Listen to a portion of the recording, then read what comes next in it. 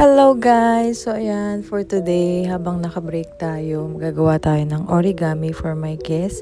Ayan, meron tayong origami paper na bili ko siya sa Amazon. Yun, mauubos na nga siya. So, pero meron pa ako isang box. So ayan, gagawa tayo ng frog.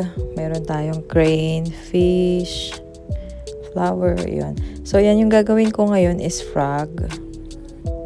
Frog, sobrang hirap. Hindi naman sobrang hirap. Medyo kasi siya, matagal siya gawin. So, hindi ko siya minsan ginagawa sa harap ng guest. So, while on break or pag sa cabin ako, doon ko siya ginagawa para pagdating ko sa restaurant, naka-ready na siya, bibigay ko na lang sa guest. So, ayan, normally binibigay ko madalas is crane. Ginagawa ko siya ng sobrang liit na size. Wala lang, for a change. So, ayun, tuwan-tuwa yung mga guests ko, especially mga kids.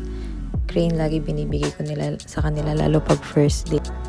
Then yung frog or any other origami, sa last day ko na siya binibigay.